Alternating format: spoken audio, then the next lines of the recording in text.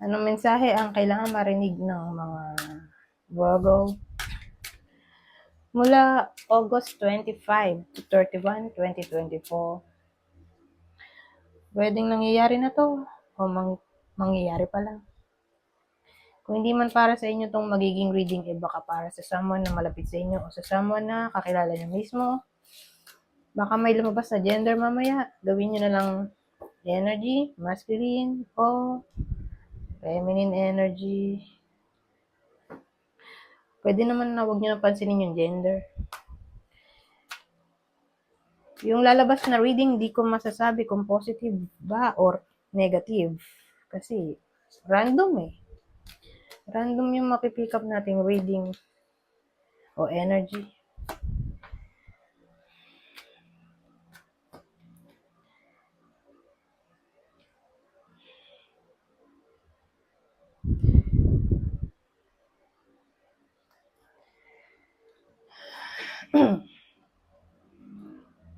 So, ano to?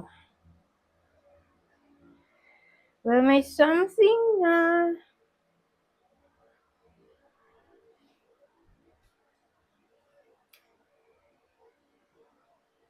mare-release.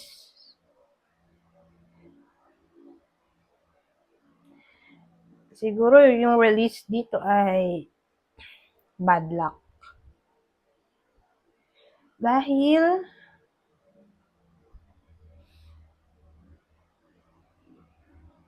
ang dating sa akin may someone na nahirapan kayong i-let go. Yung someone na yun yung bad luck. Okay? Na para bang finally, sa week na to makakapag-let go na kayo. Kaya marirelease na ang bad luck. Ganon.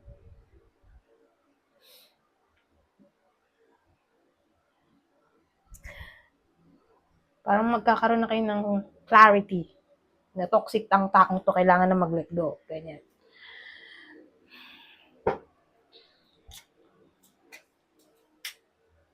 Anyways, punta tayo dito. Ito maganda oh. Good news sa relasyon. So, pwede itong in general na. Sa single at relationship, sa in a relationship. So, depende. Kung single, baka may mamit silang new love interest. Kung may dumating na, di baka maging sila na. Kung in a relationship, wala namang problem.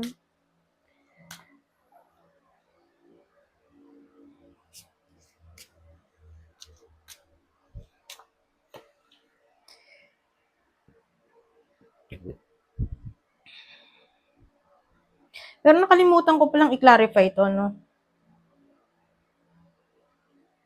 So, i-clarify ko muna siguro bago ako mag-lead dito. Clarify ko muna to. Baka malimutan ko eh. So, sino yung toxic person na ile-let go ng iba sa inyo? Para malaman nila kung para sa kanila ba yan o hindi. Itong reading na to. Yung person, Capricorn, Capricorn ulit. Umulit lang. Ito yung possible person ng iba sa inyo. Okay, na Virgo.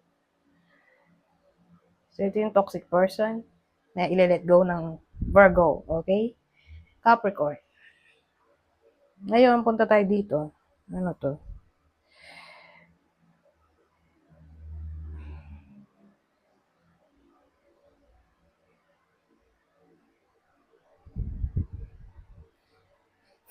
Well, ang dating sa akin, may iba sa inyo na mabe-betray ang trust nila. Pero hindi didibdibin ng iba sa inyo.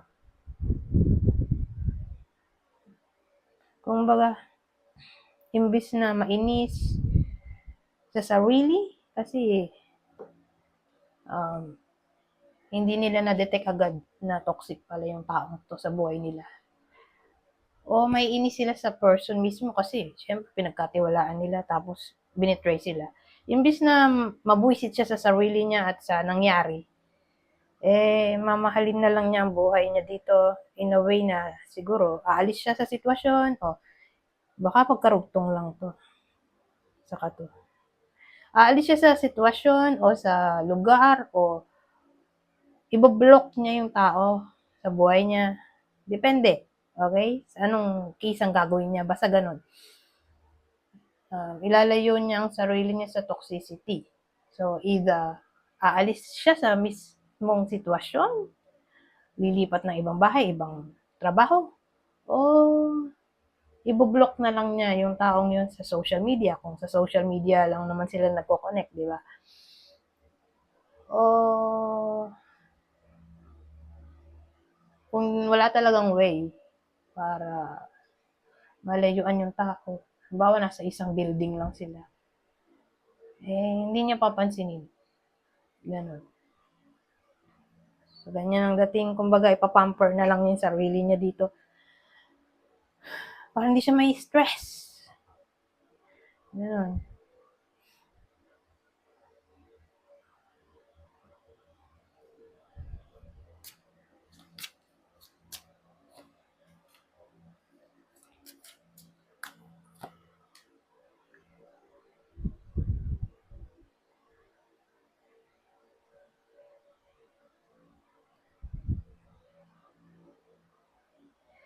Well, may nagbabadya dito, oh.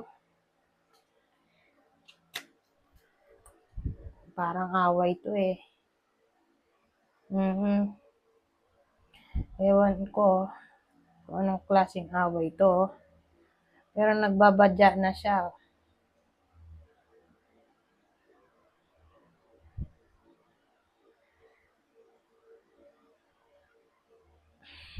Parang gossip to. Nagmula sa gossip.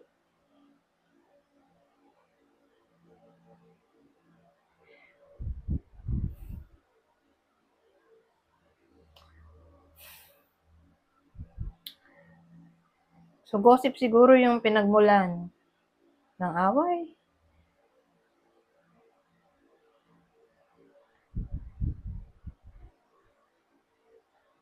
Kung hindi man kayo to, pwedeng kakilala nyo na para bang feeling ng iba sa inyo, mag-aaway na tong mga to.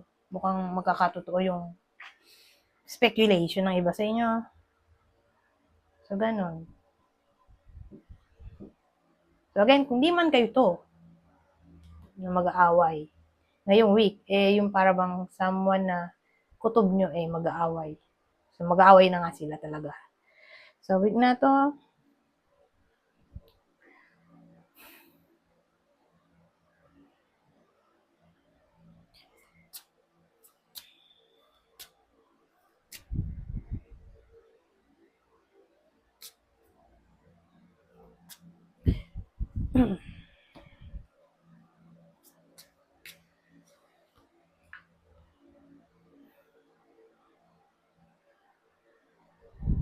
ano to? Good fortune. Good fortune para sa babae. Babae lang. Kung ano man ang kaharapin na problema ng babaeng to ngayong week, okay, babaeng Virgo. Kung may problema man sila ngayong week, mababawasan yon o madidiminish talaga yung problem nila. Parang suswertein sila for some reason. So, sabihin natin malasin man, suswertein pa rin. Ganun.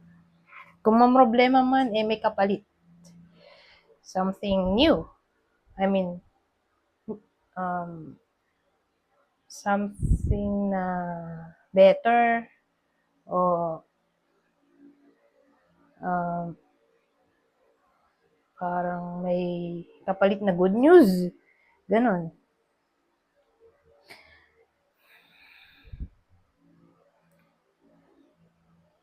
Anyways, punta tayo dito sa uli kong deck.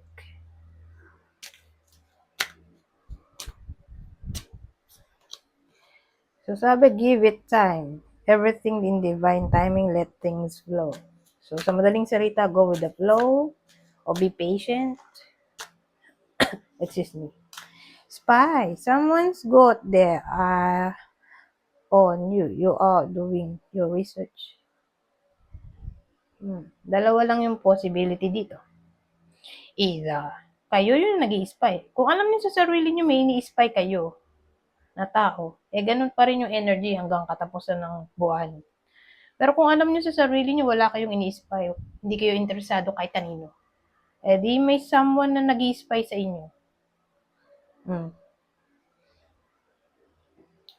So, sino kaya kung sabihin natin hindi kayo nag-i-spy, wala kayong interest kahit kanino, sino nag-i-spy sa inyo? Sagittarius o Cancer. Yan yung possible zodiac sign na nag-i-spy sa iba sa inyo. Anyways, hanggang dito na. Goodbye po.